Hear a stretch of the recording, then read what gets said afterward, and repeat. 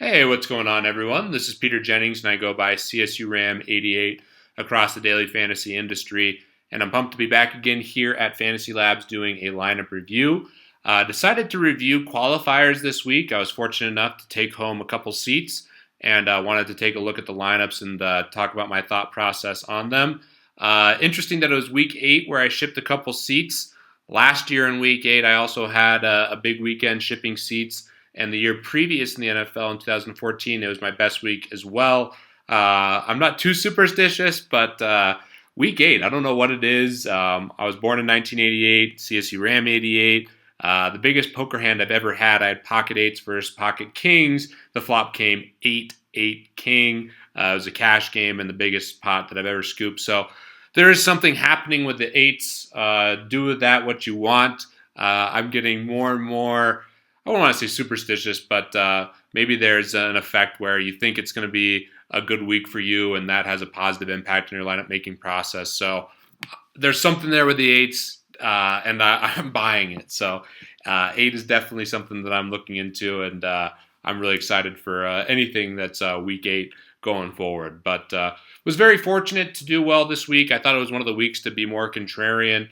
Chalk had hit so hard throughout the year. I'm a chalk guy in general. I still play the chalk and cash games, but I thought there was a big opportunity to pivot in tournaments more so than any other week in the season. And one pivot in particular paid huge dividends. So let's take a look here at the FanDuel team that I used to qualify for the LA FanDuel Championship. I went with Derek Carr, and I had Derek Carr all over. If you follow the DFS Edge, the four-man that I compete with, Adam Levitan, Al Zeidenfeld, and the listener.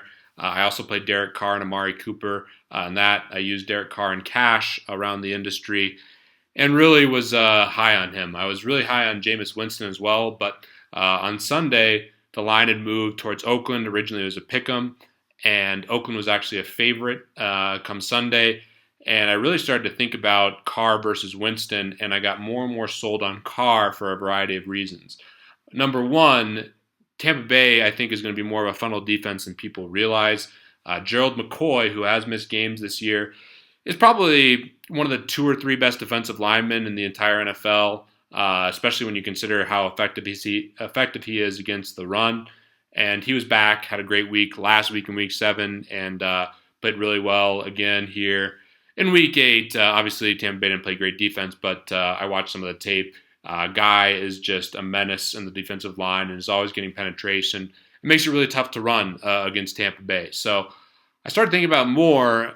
Oakland's the favorite. Tampa Bay, in my mind, is somewhat of a funnel defense. Everyone's on Winston. It's a great opportunity to pivot to Derek Carr. He was more expensive on FanDuel. On DraftKings, which I'll be reviewing here in a second, he was only $200 more expensive than Winston, and I thought it made a lot of sense to use him in leverage spots. So with this particular lineup, I went with Derek Carr at the quarterback, who I just extensively talked. You can see 3.4% owned here. Forte, who I used only in tournaments. I was very high on Spencer Ware, used some Freeman, David Johnson. I had a lot of different guys in the running back spot. Forte was tournament only, and against Cleveland, I thought it was a really good spot. Devontae Booker, who I had basically 100% owned across the industry in tournaments and in cash, just too good of a value, and you can see it was 62% here. I went with Mike Evans in this spot, who was one of the guys I used a ton just in general, in cash all over and in tournaments, and it made sense here with the game stack. And then obviously I had Amari Cooper and Julio Jones at 69% here, only put up 4 points. I was basically all in on him on FanDuel where he's 9,200. Had a decent amount of him on DraftKings, but his price tag was a lot more prohibitive. So I thought it made sense to use him all over on FanDuel, and I think I had him in 100% cash in almost every tournament team. I really liked the spot, and just unfortunate that he tweaked his ankle / knee and just didn't have a great game. Green Bay also chose to double team him, leaving a lot of opportunity for other Atlanta receivers. And then I went with Gary Barnidge, tight end. I used Gary Barnidge and Fedorowicz all over the industry, in addition to Jimmy Graham on FanDuel. I thought it made a lot of sense to leverage both these plays. And Barnidge could have had a big game. Didn't end up working out. Thought it made sense with Forte as well to kind of do the back and forth, get exposure to that game, which I thought could be high scoring. It was. I just didn't nail exactly where the scoring would come from outside of Forte. So I also had Cairo Santos in this spot, one of my favorite kickers, and then I used the Broncos defense across the industry. I'm always going to be using the Broncos defense a lot, especially when at home, but specifically this week because I thought defensive options were really poor. So as you can see here, was a great finish. Ended up winning by a decent margin, and pumped to be going out to LA.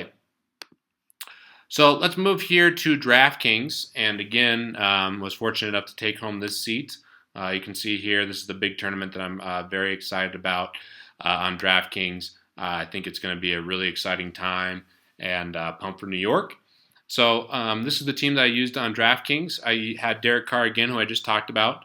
I went for the full game stack here with Cooper and Evans, who I talked about, and Jacquizz Rodgers as well. I was pretty bullish on him, and that's one of the reasons I got off a little bit of Winston's. I thought that the Bucks could run a lot in this spot. If you've been paying attention, Jacquizz Rodgers has been getting just a ton of carries. So a guy that I think makes sense to take advantage of when he's getting all the touches. If we look at his game log here, he was averaging essentially 30, 31 attempts or touches a game. And I thought that there was a big possibility that he'd be heavily involved again against Oakland. Fortunately, he got hurt, and it looks like he's going to be out for Week 9 and potentially more going forward. So the Jacquizz Rodgers train has officially stopped, but for this spot, I liked him a lot. Used Spencer Ware, fortunate to take home a Q with Spencer Ware here in this spot, but I did like him quite a bit against Indy. Kansas City put up points, just unfortunate that Ware went into the concussion protocol. So then I also leveraged Devontae Adams, Amari Cooper, who we talked about. Devontae Adams, I originally had Ty Montgomery in a ton of lineups. I had to pivot everywhere to Devontae Adams, so it made a lot of sense either way. I had 61% Ty Montgomery at the time of lineup lock, and then once it was announced that he was out, I had to pivot to Devontae Adams. The big issue I had was that I had Devontae Adams on actually 49% of rosters as well. So I was kind of in a tough spot, but fortunately was able to get most of my get the swaps done. And most of the swaps I think I did in a pretty optimal way. It was just a challenging week with that injury. So for those of you who pivoted, good for you. Definitely a tough swap. I did have exposure to Ty Montgomery on FanDuel in tournaments. So Amari Cooper, Mike Evans, we talked about them. CJ Fedorowicz, I thought was an elite play this week on DraftKings.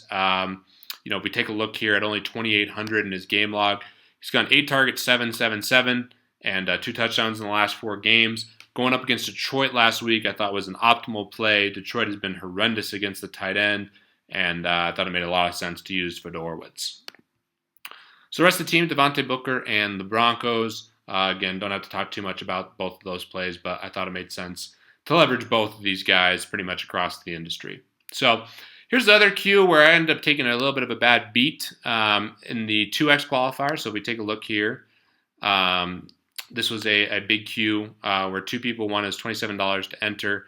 As you can see here, it's first and second cash, and I took 3rd, 4th, 5th, 9th, and really was close. But the reason I wanted to highlight this and take a look at some of the lineups is I made these lineups all on FantasyLabs using our multi-lineups tool and our modeling, and I think that there's a huge edge in making a lot of lineups in these lower field tournaments. So I was really big on Derek Carr. You can see he was only 7% owned. A lot of the same guys. I ended up having J.J. Nelson around the industry just because of the situation with the injuries around Arizona's receivers, and I thought it was a great spot to pick on Carolina's secondary as well.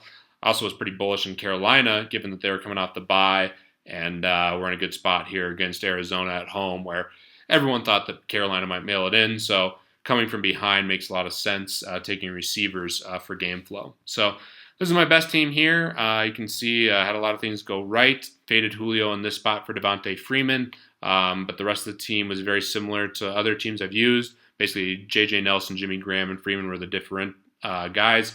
Jimmy Graham really kind of let us down in a narrative street spot going up against his former team. Seattle kind of laid an egg against New Orleans. So you can see here I threw a bunch of teams in. Let's take a look at my worst team. And again, I had a great weekend with tournaments, firing a lot of lineups just because I had some of the right guys. But here's a spot where I tried to potentially use some leverage. I used Simeon, Booker, and Emmanuel Sanders on the same team. And normally I don't play quarterback and running back together, but Booker was such a great value. And I thought it made a lot of sense that he could catch a touchdown as well.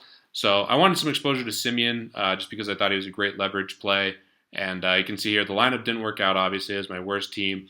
But some plays I think made sense. Devontae Adams I had a ton of. Mike Evans I had a ton of. Spencer Ware. And then I plugged in Jeff Janis on a lot of spots because of the issue with Ty Montgomery. I thought that Jeff Janis would be the guy filling in more than anything, and didn't quite work out that way, but he did get a scoring touchdown, which was nice. And he also used the Jets D in this spot. So hope this was helpful for you guys. I'm definitely looking for more leverage and contrarian plays in these Qs. It's one way I hedge my overall portfolio. You can see here I made a lot of lineups and had all these teams in the other contests as well, and was able to have a positive ROI in these lower buy-in tournaments with mass entry. So I definitely think leveraging the FantasyLabs tools is a big benefit, and certainly something that I recommend you guys doing if you're tournament players. I definitely think right now with the way things are structured, if you can make a really good batch of teams in the lower stakes fields, I think that makes more sense than firing at the higher stakes tournaments. If you look at the ownership of the higher stakes tournaments, it's just much more efficient and tougher to have a higher ROI in the higher buy-in stuff. So I think if you are someone who's throwing a couple $1,000s of investment into these tournaments, certainly makes sense to make more lineups in the cheaper buy-ins. So hope that was helpful for you guys. I'll be back again next week doing a lineup review. This week I have a model preview coming, as well as some periscopes. We'll have the podcast and a whole bunch of other stuff here at Fantasy Labs. So hope week 9 is a great week. And as always, looking to see more Fantasy Labs subscribers at the top of the leaderboard.